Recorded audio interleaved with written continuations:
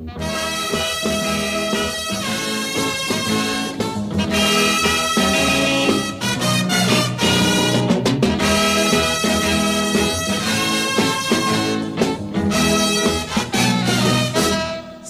ya bayembi bakoloboka Place Ovede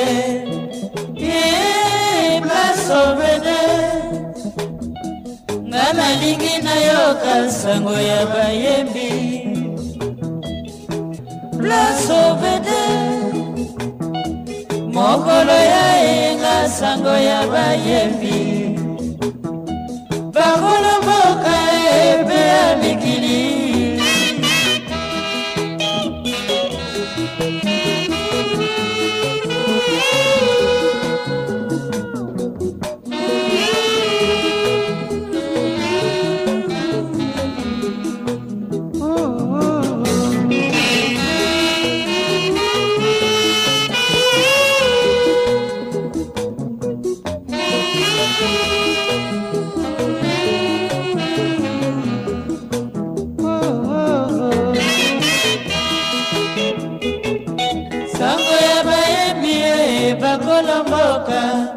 Place Ovede, Place Ovede Ngana lingi na yoka sango ya bayembi Place Ovede Mokolo ya inga sango ya bayembi Bakolomboka epe ya mikili Place Ovede.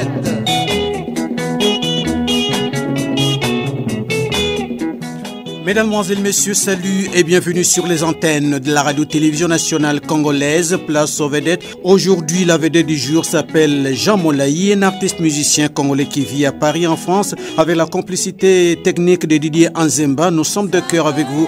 Moi, c'est Loutou, les Sambo qui me perd la cuillère. Merci également à Jean Vangongoma. Sangoya bayembi Salamana lungela Emission Place Ovede Lungela pengantawe Sangoya bayembi Mongolo ya inga Emission Place Ovede Mongola la voix du Zaï Sangoya bayembi Paramoko Emission Place Ovede Yetabuleye Sangoya bayembi Lwambo maketi Emission Place Ovede Oh, benga mageta oh Sango ya bayembi Shaba benga kizunga Emission Place Ovede Okelo isenge Sango ya bayembi Omenga wewando Emission Place Ovede Kia mwangala mateta oh Sango ya bayembi Bala mboka oh Emission Place Ovede Ona bela bela oh Sango ya bayembi Pere soki Emission Place Ovede Soki na nzeza o Sango ya bayembi Mega soki bangu Emission Place Ovede Mama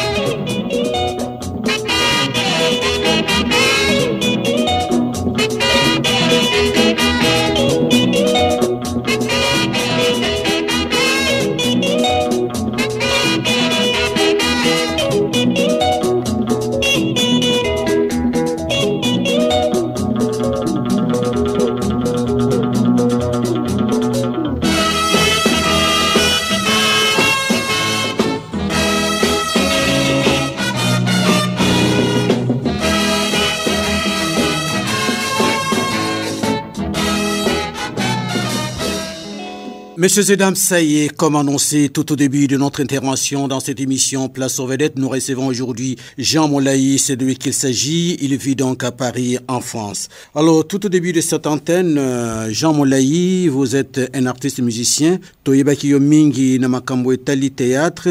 On va y arriver dans quelques instants. Alors, Nanyo Babengi Jean Molayi, puis aujourd'hui, goût et musique, Ndengeni Jean Molayi, d'abord Mbote Mingi. mbote mingi na animateur et producteur monsieur Loutou les Sambo Kimper. Ça me fait plaisir de participer à cette émission depuis Paris. Mbote mingi na ba auditeur, pe ba auditrice et mon équipe Mobimba, il y a émission Place aux Vedettes, la vedette du jour, il y a RTNC Radio, vraiment plaisir et surtout mbote na ba fanatique na ngai pe mbote na ba mélomane nyonso. Il y a la rumba congolaise, il y a la rumba, il y a deux Congo, Congo démocratique et puis il y a Congo Brazzaville. En tout cas, Esengo Nandenge Bozo Landangai Ngana Epanabino Poboyo Kangai Jean Molayi, l'artiste avec un grand tas. Ezalingai Jean Molayi, l'artiste, peut-être Batebele Barobosa na bandaki na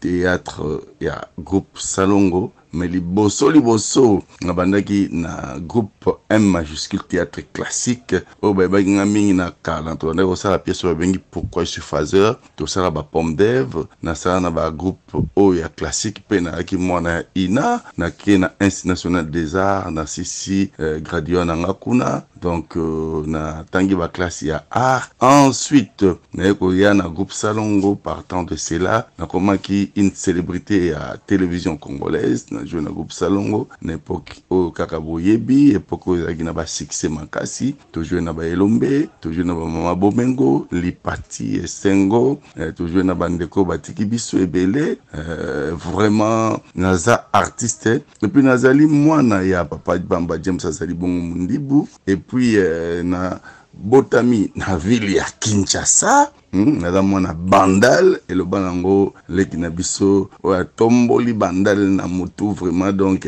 ba tomboli na bango bandal et le banango fali pupa et le banango bana wenge donc naza mwana bandal on a botami na balabala mbidi na botami na hôpital na général ya Mamayemo. Ensuite natangi na école primaire, en tout cas makambo na sepeli minito le bela eska totanga natangi na école primaire Niati Pezo na balabala mbidi na bandal na okende na Saint-Louis au bengi na l'époque EP3 place du 3Z comme on Saint-Louis école catholique ba école ya ba confession catholique donc confession religieuse na eko kende na institut Lisanga na kitaki période mona institut ya littéraire ya Kankokolo je pense si je ne me trompe pas na yoke na ngiri na ilenene institut littéraire de ngiri pona ko achever université nanga na Institut national des arts eska totangaki na ba Elombe totangi na bandeko nanga ba Rock Bodo ba Yandi Mosi ba Kokondankom ba Kanda Bukasa Maurice totangi na bandeko ebele ba Aniluka Isu panande Institut national des arts nemte facilita kingai ouverture ya monde artistique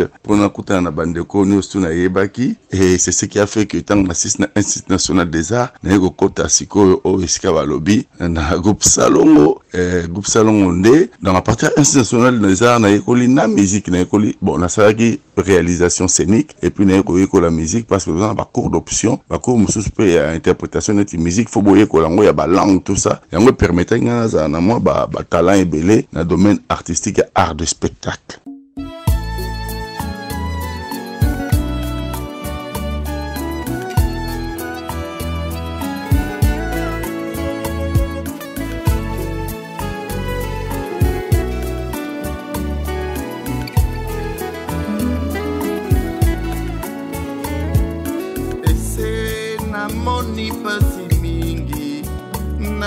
Na yo mama osungangai ese na moni pasi mingi na yo mama osungangai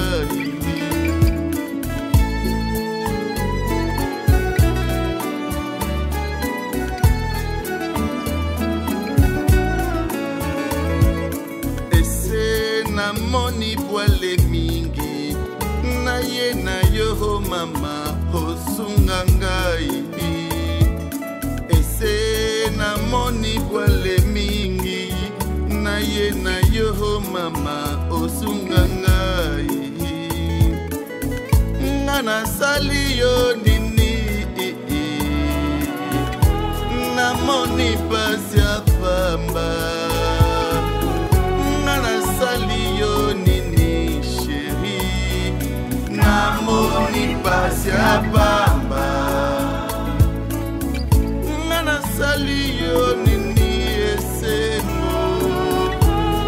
ozosalanga boye mpo nani nga nasali yo nini sheri nanga namoni pasi ya pamba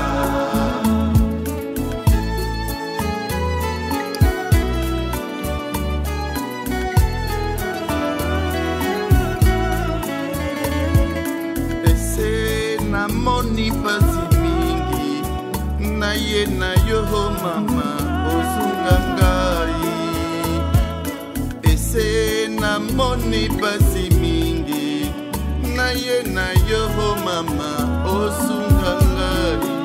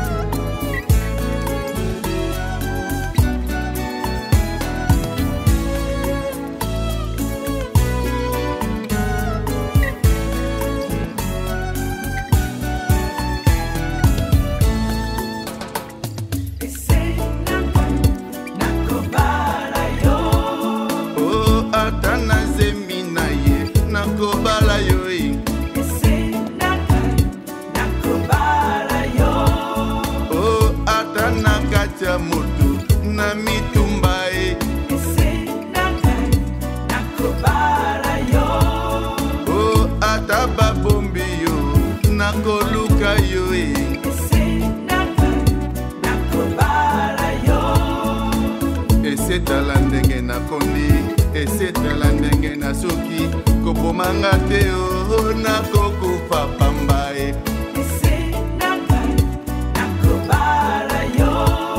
o ata nazemi na ye nakobala yo e o ata na moto mama na mitumba e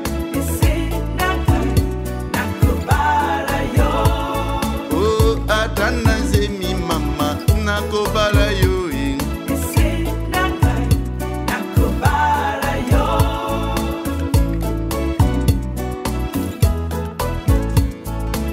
mama alinga ye mama mabele mama bolingo boluka ese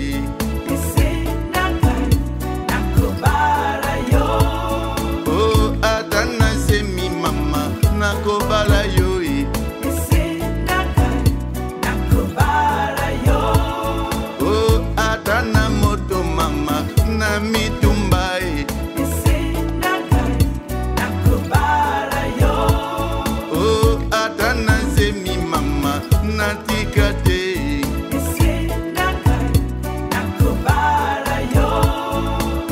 mama bomengo e papa kwedi na sonzo olukelanga ese akimi libala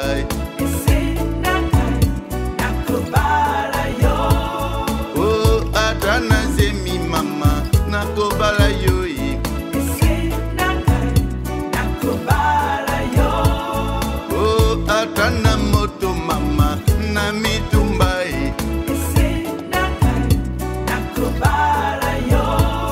o ata na moto mama na mitumba e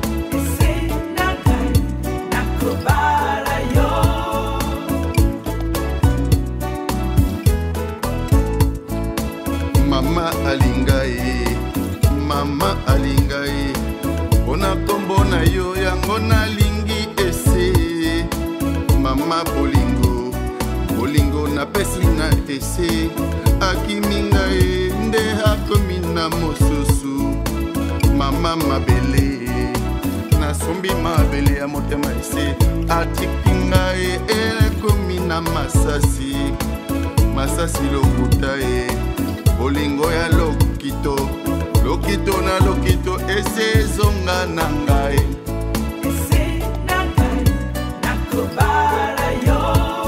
o ata na moto mama na mitumba e o ata nazemi na ye nakobala yo e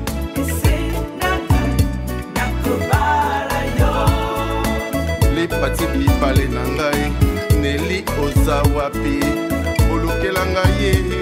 na kosambwa pamba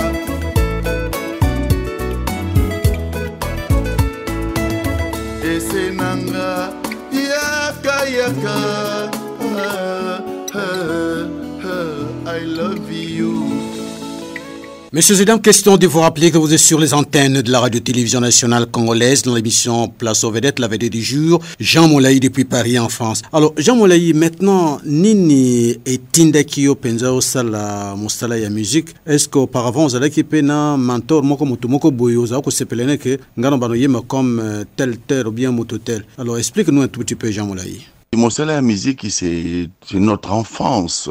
Tokoli na musique, ngana mwana bandal, boyebi bandal est regroupé par célébrité belé, regroupé par kolo musique est belé, ndakisa ba ono so baleka na bandalonga bandai ko inspiré biso, kolandaka ba concert populaire, titre yoko za chance. Ya ba wenge ba eko ya na génération wenge, tango ba wenge ba ye, ba ba camarade na ngai, malgré tete na boyeto mona na mingi te metokoli esika moko, mais ba aventure musicale na ba jeune a wenge et fongola ki ba tebele. Mais na sa la musique à cette époque-là. Là qui bourré de talent dans le domaine théâtral, na saline de la théâtre. Entre-temps, na ina, na travaillé peut-être na batomi, ba ebagité na notre travail na ba gâteau bivins, na travaillé na ba mubinzo, na travaillé na ba kasongo, ba genome bele bande ko edengai, na banze motondo sa banze momoka makasi ba chanson oyi lobelaka moki na mbela Nelson Mandela, texte ya Biolo Stewart, Biolo Joao, to imba banze mbebele, mais sauf que ebi marate. Mais tango sikoni na eko koma na groupe salon na eko interpréter nzembo ya Mondele Lipati na eko interpréter tango na mona ki promesa ki mo elengi to sen nango ba théâtre na eko yembela Esengo qui fut une de mes amis de scène ya groupe salongo yango vuma tango na yena poto facilitation moni poto kitoko mingi awa oloko nyo solinko sala soko tie molendo ko sala monde la facilita moto nyo so ba rêve no ko kisango na poto yango nde a partir à poto nde na moni na okene bo studio eza nango petalote on te permet d'évoluer na domaine oyolingi yango a partir à poto nde na rola musa musique e bomba makina katia nzoto na ngai. En tout cas, sans vous cacher, artiste oyo apesanga elengi ya koyemba kobana ngwendo kolosoi, hein? Et puis le grand Calais Jeff, vraiment c'est le ténor aussi de la musique congolaise, vraiment azali koyemba kitoko tellement na ba musique jeune génération zaiko c'était Evoloko azali bongo atuamo nkomu alaki ya oyo apesa biso elengi ya kozala musicien et puis na Canada kuna so na bandal ndako na so na be ngombi di musica. Là j'étais avec mes frères to bandai ko yemba régulièrement, sauf que zaki na cadre ya loisir ba amusement to koli moto poni ba domaine to misi ba pasteur to misi ba ministère chrétien ngane ce qu'on a la musique typique yango moni na ki inspiré na bande ko wana même King Kester Emenea c'est vraiment ba idole na ngai Papa Wemba en dernier vraiment yaki ba ndeko oyo ba inspiranga na domaine musical et puis je lui dois du respect vraiment babongi na lokumu po mosala basali ata nazu chance à koyemba bango te mais toujours continuer kaka mosala babandaki sur la rumba congolaise.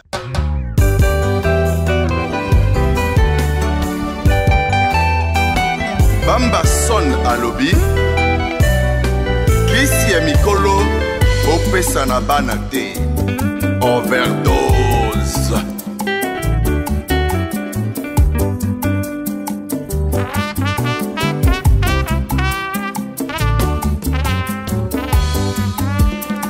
Monkolo na kobeta yo mabelilai mamae. Monkolo na kobeta yo mabelilai lilai mwanango. Maina mitso etangi yo yokolilo tikate. Abed Dachou, l'homme universalissime, Sunaba Mamako. Samedi à l'élo na lalité. Toko bunda ponangoye. Yoko beta ganga. Nazaya yoye. Tiana se. Samedi à l'élo to lalité. Toko bunda to soinité. Yoko beta ganga. To soinité. Kende malamu ngoyao. Mokolo na kobeta yo mabe.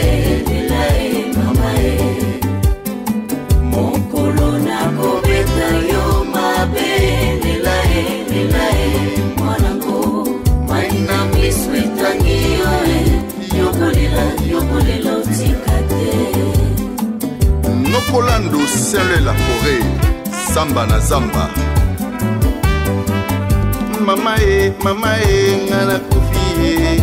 Mama e, ngana kufi. Mobile ya beta kangai, na salini ni. Ona mbongo na ye, na kufa pamba e. Mama e, akoyate o.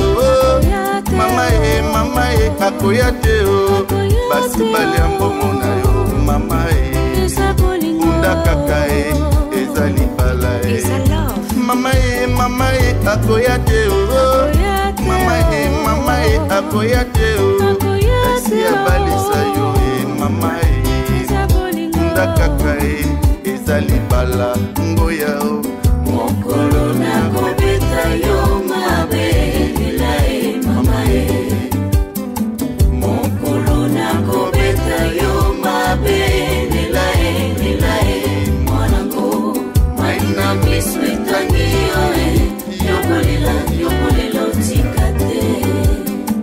Kaber Lumu, Jean de Pierre Badiata, noble. Papa e, ngana kufi.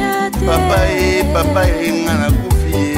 Mobali ya peta kamba e, pona mbongo polia. Alingi ya bomanga, papa zongisa mbongo na ye. Papa e, akoyati u. Papa e, akoyati u. Asi azaba kosi, azwa na mbongo. Ayati u, unda kaka e. Papa e, akoyati u. Papa e, akoyati u. Pasi babalisa yo, mama bunda kaka e. Ezali bala, bongola ngoya o.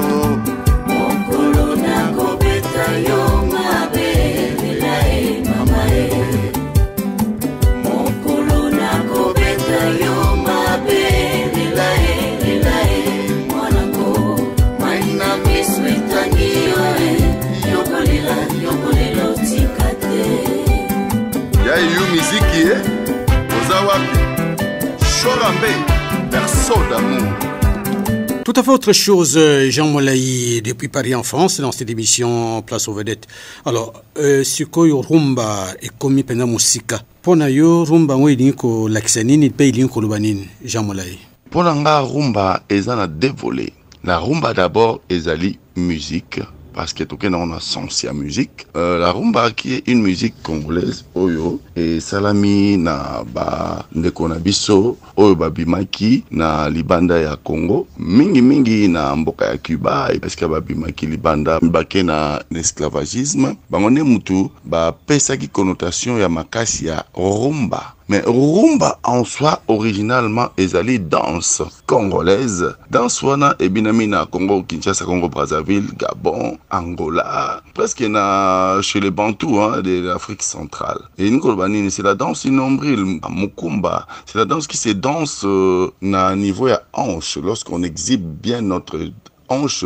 C'est ce qui poussait na ba koko na biso tang bazako bina. C'est l'inspiration. Surtout que nous on a côté il y a ba pensée ethnique ou bien ba pensée il y a procréation yango moni batu ba linga ngo mingi peut-être boyebi te to le bien on a ki mokolo nyoso la danse de la hanche c'est les effets de plaisir qu'on trouve lorsqu'on bouge les nombrils ou on bouge la hanche yango moni rumba to ko tika ngote et ça une façon à exprimer sentiment na biso et cette façon d'exprimer ces sentiments là en dansant yango moni batu bina rumba avec plaisir. C'est une danse, peut-être pour se rendre compte que c'est une danse où est une génération en génération, babinangopo, et la danse, il y a procréation. C'est une danse qui permet aux hommes de montrer qu'ils sont virils, il y a virilité. C'est ça la quintessence et à rumba en matière de danse. Mais en matière de musique, tous ces sentiments-là, ils sont exprimés à travers un texte. Tant aux yeux textes, vous avez moi sinon on a bolingono, on a elenginioso, et on a effet à rumba. Une rumba qui a été matérialisée, qui a été personnifié en la danse et puis on imagine à travers les textes et on va babina rumba parce que baba malubana et lengi o le kakna bolingo o le kaka à travers l'exhibition du corps. C'est ça qui ressort la rumba. Donc aux akobina en même temps au télé maloba, c'est un peu un désir charnel quoi, la force de la rumba. Bino bazuzi bokata likambo oyo bana babetaka nga bolobi nini ye mobali oyo abetaka ngai nasali ye nini ye mobali oyo abetaka nga akoboma ngai bino bazuzi bosala nyonso mpo na ngai mpo babalanga balingi baboma ngai mobali oyo abetaka ngai nakokufa pamba ye alingi aboma nzoto oyo nzoto na ye moko ngoya o mokolo nakobeta yo mabe lela e mama e mokolo nakobeta yo mabe lela e mwanango maina miso etangi yo e yokolela otika te azobeta nazolela azotika te azobeta nazolela azotika te azobeta nazolela azotika te naleli mina kufa azobeta nazolela azotika te azobeta nazolela azotika te azobeta nazolela azotika te naleli mama mina kufa ngoyao Maxime Media Junior Kadia Laissez-moi couer Wadon Fumu l'excellence de la noblesse Mokolo mopawa peti onangoe mama Mokolo fali a peti onangoe mama Papi Baki la culture au pluriel Peti onangoe Brigitte Ananie Cour des grands Mokolo Mtsona peti onangoe mama Aimé à Bongo Polo Histoire Elba Peti onangoe azopeta nazolela azotika Pasteur Picho Jimmy Beton à Losambo azopeta nazolela azotika te alingi abomanga mobali oyo DJ HB Okechudi Yoke Lokoyo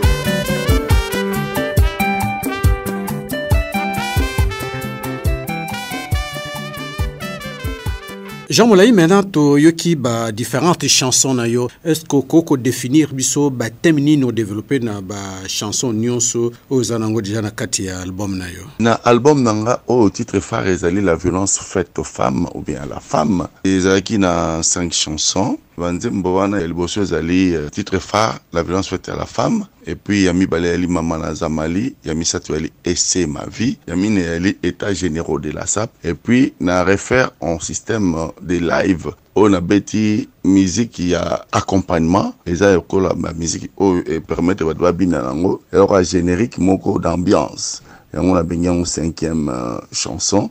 Donc il y a plusieurs titres, il y a rumba congolaise pour nous permettre de la musique des années 60. Tina musique à jeune au babimi, Tina Fabrigas, Mutaemba Yamado. Et puis il y a un moment d'animation na kati et puis bah crie beaucoup plus pour faire danser la jeunesse congolaise. En fait, la violence faite aux femmes, les Anzembo Oyozola qui sa boile à Bassi. Biso en poto, en France plus précisément, chaque 2 heures du temps, moi si moko, il faut akufa na maboko ya mobali ou bien violence faite à une femme. Donc vraiment tozotungisa biso mingi yango nga personnellement na pensé ki na basi pour bazo boma bango innocemment peut-être bazana raison mais je ne pense pas trop que ça mibali raison pour eloko nous ce qui na dialogue moi si c'est le cri de la femme moi si azolela biso mibali tozo ka par na biso et pourtant basi ba semblable na biso baza bato ba ko accompagner biso vie na biso mobimba alors et ça nga pasi nenga pesa so bilan ya ba basi nde bazo kufa na France il y a pas 2 jours awa mama ke kotika moi en école mobali ne akalaye a beti nzete à baseball mama na kufia za kutu policière tala kaka yo moko mibali tozana ba raison mingi ya boma basi mais et pesa mini biso te tozala juge to boma kabande ko basi yango na nzembo wana moi c'est azolela na ba menace mobali alingi abomaye ba boti surtout bato baza ba responsable mona bazo minimiser les faits que moi c'est ko funda nga na kokufa ti bazo suka na kokufa yango moni esengi na monde entier totelema toyokaka kaka bapression ya mibali te, faut toprotéger basi parce que bango nde bazosala biso na mokili tozala mpe tovivre ensemble. Et vivre ensemble yango tezobongisa mokili, tomeka kosunga bandeko basi bakota na badroit de la femme po biso toza toujours na facilité. Moi ça saka noka moke yo wana obimisi bamiscle na yo olobimisa baneurone na yo, donc osalela moto ke osalela bamiscle et puis sukasuka basi bazokufa. Yango na embeli basi toprotéger bango bazosouffrir mingi, biso mbali tomeka kotia mwa mai na vin na biso po tosunga basi bazala toujours en vie po bakufa ezosala na mokili mobimba mpona basi esila. Yo Didier Nzongo mokonzi ya bayoti omoni bakomi kotekisa lupangu po bakokana na yo Chorambe kimi ya papa mokili mobebi mawatro mokili mobebi mawatro Nikes Bayaka Adi Londole il est célèbre mokili mobebi mawatro mokili mobebi mawatro Papa Wemba Uta Okenda Antien Nyarkos Uta Okenda King Kester Esika Ozali Mokili Mobebi Mawatro Onos Limbambe Prix Nobel de la SAP.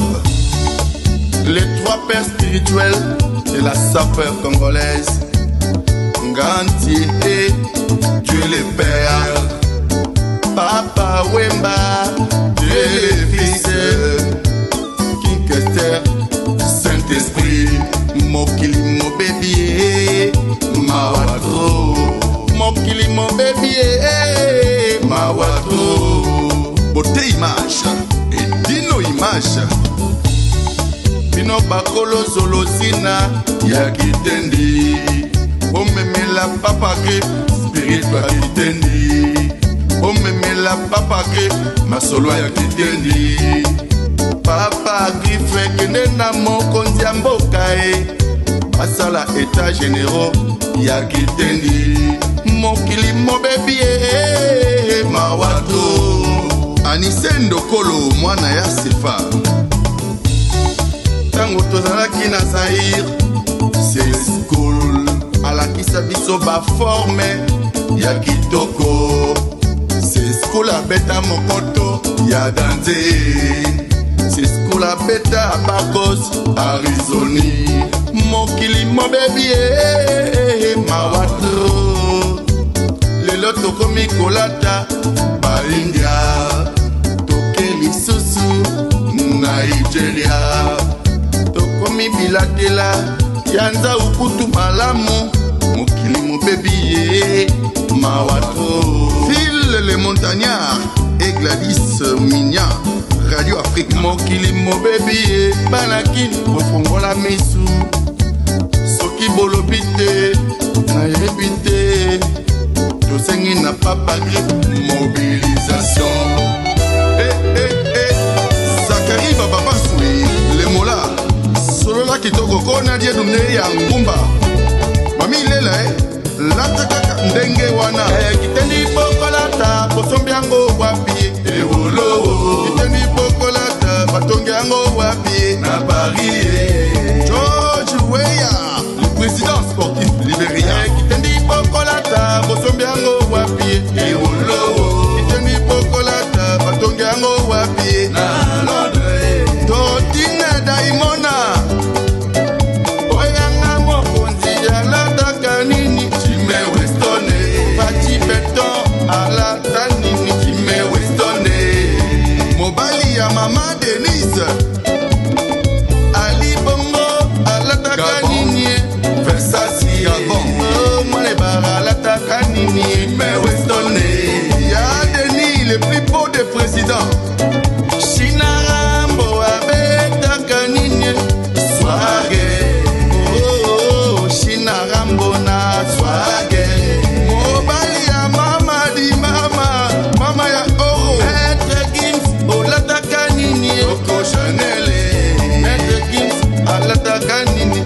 Chanel Dajunanga Olati Ninye Ampoyo Dajunanga Olati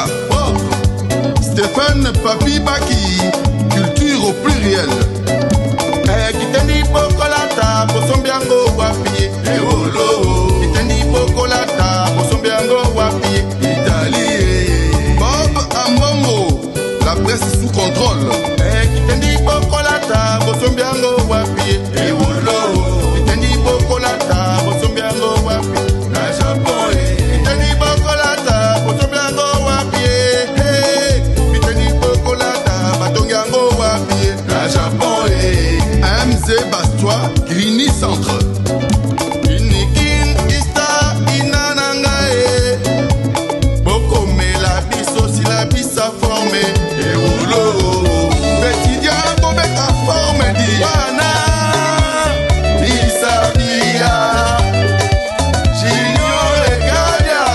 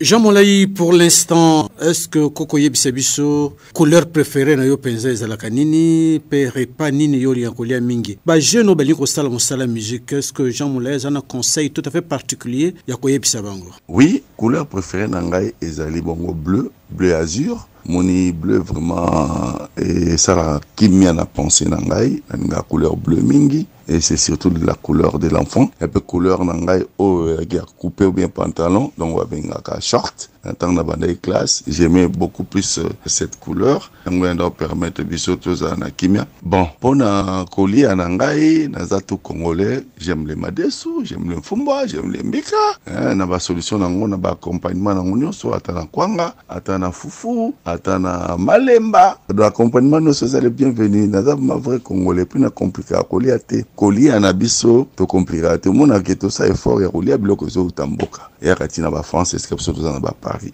pour la bilenge au bazali koyeko la mosala musique en tout cas na psi bango ba apprendre ba thématique na bango ba apprendre art de jouer les instruments musique ezaka koyemba te yekola plata instrument pour permettre yo soko bimi na mboka oyeba ko transmettre musique na kitoko pour osoka na chanter pour chant eza un plus et puis soko yekola instrument oyeba ko transmettre message na makasi et pesa ke lengi pe ba ke na ba formation pourquoi ba formation soko na ba ina oyekola thématique quels sont les thèmes à utiliser et pourquoi to rebattre la ba thématique pour omoni toza ba pandisango tozo yeba ko apporter un message dans la société na biso congolaise faut ba eloko ni to koloba lokola sensi réseau sa mosa nango yo pe ba eloko ni ko koloba na communauté po et tout ka peuple congolais te soko moni eloko moko ana poto musique ezwaki mwa mbeba po baba musique na biso ba temba zo qui peut se sauter mingi comme ko tout ka société congolaise mais pourquoi pas faire la baptême ko éduquer musique congolaise et ko éduquer la population congolaise na sengi na ba jeune ba lembate musique eza métier surtout monta ko sa note eza grand métier. Dans poto atoali, ba musicien ba millionnaire, ba musicien ba milliardaire actuellement. Donc ton négligé en côté. Au cause d'un musicien, tu mènes une bonne vie, une très très bonne vie. Un musicien a été toujours accueilli dans le bon sens dans Bambo Tozali. Et si j'espère que Nambo quand même PC mati valeur, ce total va aller qui le colle ba faire ego là. Tel va aller qui le colle ba fali poupa. Tel va aller qui après génération wenge, il était bango génération na bango ba benyon nini, mais tala le loyo ba komi bato ya solo tala ba jeune ba Fabrigas ba patron ba bina filé ba patron hein vous comprenez ça toutes les musiques il y a ba pauvre kale ya mona o musicien za ko beta ake ko defa bilamba musicien zo qui na concert à défi voiture mais le loyo ba jeune o ba révolutionner donc j'encourage la jeunesse ba ça la musique et positivement et puis ba za na mato ya koyoka Congo ils en a besoin na bango et puis ba meka ko ça ba thème o ko changer population congolaise ba thème o ko changer ko apporter un plus sur l'éducation des bases pour tous à la tergiversité babanza lokwa ba musicien bazaka batu moko ya tinate net pour la poto atozana batu mususu babanza ba musicien bazaka batu ndengete surtout na communauté na biso mais musicien za moto ko respecter pour sa métier c'est du travail ba côté la ngo classe na ina au ça 6 ans ou 5 ans pour au diplôme na yango et puis c'est pas donné comme on a inas ti okoma na ba université mais na éviter bato ba fan de la ba mission pour na ko tuka bango ko bepisa bango mutema je suis désolé faut respecter ces métiers so bango so ba yaki na bango musique qui par hasard poka ka ki ko na bango banda oyemba e pas comme ko yemba te botika ba mission tranquille ba si ba honorer métier na bango ba comme si métier na bango na valeur un papa musicien c'est quelqu'un à respecter c'est pas quelqu'un bozo mona ka kwa yemba ka bozo zoé lokola mutu mo boye azan importance te botika so tranquille ba musicien ba artiste ba sa mosala na bango pe kende bo se tombo la valeur à Congo et pour preuve surtout looki bien o tombo la Congo libanda jusqu'à preuve du contraire za musique congolaise ça je vous le dis beaucoup ko vérifier na bino o tombo la lokumu ya Congo libanda à part ba musicien peut-être ba sportif o ba memeli so ba coupe lokwa ba léopard ba élève so ba can ba chan mais ba musicien so elai ma ba championnat boyebi ba makamba Kofi basala ba Quadra Koraman boyebi makamba Werason basala ba Kora ya na mboka alors ton négligé métier à bateau anate tozo bango bato pamba te donc jeunesse venez apprendre la musique et faites de bonnes choses mokili rebete amno maboko Congo resipela na bino. Jean Molayi, une autre question, est-ce que ko yebsabiso ba souvenir nini ozwa déjà depuis que au Salka Mosalo yo bando banaki comme acteur de théâtre maintenant artiste musicien, est-ce que vous avez de très bons souvenirs dans l'immédiat? Est-ce que vous avez moi les loba moko ya ko yebisa ba auditeur pe auditrice ya radio télévision nationale congolaise message nini ko kozalnango Jean Molayi? Souvenir dans le monde artistique mais c'est beaucoup. Moi, Jean Molayi, je fais des grandes salles. Na beti na ba podium minene, ezala na Congo. Moto na mota bongisa malgré mingi ba yebi ngote bazomona ka stade des martyrs. Mais biso to bani na ba psychiatre. Y a pas si moto na mota bongisa qualité de comédien. Nous, on faisait les plus grands temples du savoir et du théâtre à l'époque de Mutombo Bouichi. J'espère que ce vous vérifions par Jean Chakati Pamba, au hasard administrateur, Sabino. À part ça, Groupe Salon a fait des grands podiums. Tu joues devant le président de la République. La peine à jouer devant le musée Laurent Désiré Kabila. Paix à son âme. C'est la vision de la RDC. Les Congolais, jamais trahir les Congo au musée. C'est que vous allez ne jamais trahir le Congo. On a joué devant et à part ça, on a poto A, on a sali scène ya minene, na beti stade ya Grigny, na beti na Hollande na kena na mbonda pour na beta rapé folklorique na kena na mbonda ya bokoko ba image ezali donc Jean Molayi c'est quelqu'un qu'il faut compter en termes artistiques ba camarade nanga ba bokambar ba ebi mosala na zo sala entre autres Bodo Rock Bokabele Elombe Soukari donc ba na baza ba collègue nanga ina ba ebi mosala na sala vraiment ba souvenir ezebele bana ya Lemba na Saint-Augustin bana ya Porte Noire à l'époque à Porte Noire est-ce qu'on a lupango on a ça ba spectacle minene ba wenge ba zobeta ana peut-être na côté théâtral na côté musical na sali parcours pe kitoko surtout na poto j'ai fait des salles na beta mingi na vienanga popoli poya poli na ba makutano na na beta mingi na Viaza village na beta na maison Alfort na beta mingi na Noisiel chez Mami Terrasse nous avons bisika Jean Molayi kaka si tu veux s'occuper l'ambassade au monde audience l'ambassade RDC skato tombola la culture avec la rumba congolaise au monde ba misale ali ba trace ali okuluka el ba top A on a comprendre ya na mingi ya beta rumba Odemba, il y a grand maître Franco de Miamore. Donc, on est fiers, hein. Il y a va souvenir Ezebele, ne vous en faites pas, dans la RDC. On bosse pour notre plaisir, il y a musique congolaise. La rumba. Jean Moulaye, on va se quitter dans quelques instants. Est-ce que vous avez rappelé conflictuel, là, artiste Moussou, par exemple? Personnellement, je considère tout le monde. Ezala, Yaya, Leki, je respecte leur métier. Conflictuel, je ne pense pas. Je n'ai pas intérêt, naza besoin bandeko, basa la musique bango nyoso, kolokela bango conflit, naza mutu ya boye. Pas question. Wana kubomeka na binote po, naza artiste on a outi na école. Nayebi ko respecter Leki ya mokolo. Pourquoi au banda conflit? Pour na cause na besoin ba service ya bandeki ba ya bandeko nyoso. Alors naza na conflit pour naza danzete nzambe ne mutaza danze. Nga musique eza plaisir ngai ko salango eza beaucoup plus nazo misala plaisir. Jeunesse nanga nous on a passé na théâtre. Sautant on a changé mon étape ya vie artistique. La musique me donne vraiment un plaisir parce que normalement ça va prestation na ba salle mindele, ça me va trop bien et puis naza na complexe mon côté ngai ndeko nyoso surtout na bete la game boko ko banana Leki Tina Bayaya, donc boza les bienvenus et puis je vous adore. Bosali musala o liboso na biso o epambo libino, pourquoi pas biso to sala na biso na niveau na biso to sala. Donc pourquoi kolukelango conflit? Je ne suis pas du tout conflictuel et pourtant j'apprécie le travail de tout le monde, quel que soit son rang. Bongi na ba bravoure et puis ba applaudissement, faut na ovationner baleki na bayayo baleki wana bazo mériter respect na part nanga, je le respecte et c'est ça souhait nanga bazala bien. Musique congolaise est gagnée kaka. La culture congolaise est gagnée kaka. Nga peut-être na gagné te mais pour na Congo faut Congo kende liboso na musala nango. Auditeur, message na kopesa na bango. Plaisir ezalaki nanga lutu Kimper na sepeli mingi ya kosolola na ba auditeur ya Place aux Vedettes. Vraiment plaisir ya trop. Na ebi ke balandinga depuis Paris awa, depuis Allemagne na Eugène Lupemba, na sepeli depuis Paris, depuis Bruxelles, depuis Louvain, bazolanda bemission na yo na Robert Ndeke, Josco na Luxembourg azolanda. Bana ya groupe Salongo nyoso ba mama o bazana groupe Salongo bazolanda. Parce que moko kati na bango bazolanda. Baninga na nga ya Masano, Mama Bolingo, Mama Alinga, Masasi Cartouche, nabi ke bozolanda rabino, collègue nabino, Elombe Sukari, nabi ke Escabo Olivier Sonzo, groupe Salongo. Ça fait pleurer.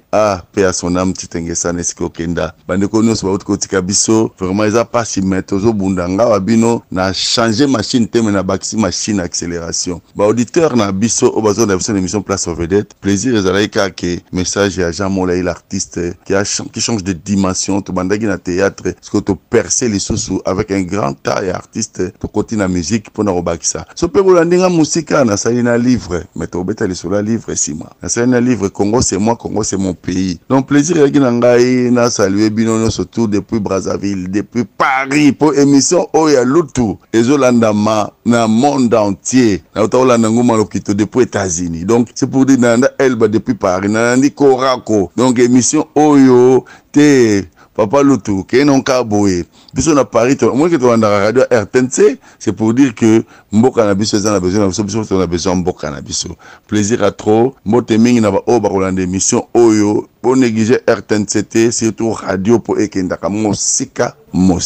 Je ne peux que remercier les collaborateurs numéro 1, Jean Vango. Il y a tous les Sambo sans père. Na sepeli mingi, na contact au salon na na Paris. Na sepeli mingi na ba oba rolande émission depuis Paris. Le kola ya yu musique. Le kola Roger Lukombo, le pasteur. Le kola ya Didi Touka, na Viaza Village. Le kola Deo Brondo, collègue de travail et de service. Le kola Roger Michel, son excellence depuis Israël. Dans ces polémiques, na obola d'émission, bolanda ka toujours RTNC, mboka na faisant besoin boyo kaka ce qui se passe. Il me semble que mboka ezo changer, to profiter pour na apporter ba makambo malamu, pour kaka malamu eleka ebele. Mbote mingi na yo, oba bengi bongo. Na biki okolanda ngai, na keno ka malembe bandundu depuis Angola, balobi bandundu nde makambo. Mbote mingi na yemoko jolibilité. Jolibilité, c'est que vous allez kuna Kinshasa, balobi médaille ekoyate bendele koyate. Mote mingi na Deodate Makese, mote mingi na ba oyo balinginga mingi na mama Asa na mama Elisa. Pourquoi pas na yo ya Guigui depuis Paris. On est ensemble, c'était bien l'artiste, musicien et comédien Jean Moulaye depuis Paris. Mbote à toi, grand frère personnel et privé, et à Paul Madiamba.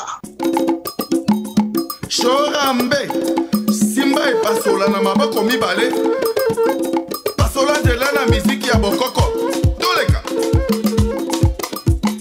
Antoine Mississa, a Botibana Mississa, a Bessi Combo Masepe Pointi, a Marie-José, Soukouma, a Marie-José, a Marie-José, Soukouma, a Marie-José, a Marie-José, Soukouma, a Marie-José, a Marie-José, Soukouma, a Marie-José, a Marie-José, Soukouma. Coco Icotako, Sibulato, Yakuta. Coco Icotako, Sibulato, Yakuta. Nakole la mama. Mesdames, Mesdemoiselles et Messieurs, nous sommes arrivés pratiquement à la fin de cette émission Place aux Vedettes. Aujourd'hui, la vedette du jour, c'était Jean Moulaï depuis Paris en France. Merci également à Didier Anzemba qui était à la prise de son. Moi, c'est Loutou, les Sambo qui me perd la cuillère. Portez-vous bien, à une prochaine occasion sur les ondes.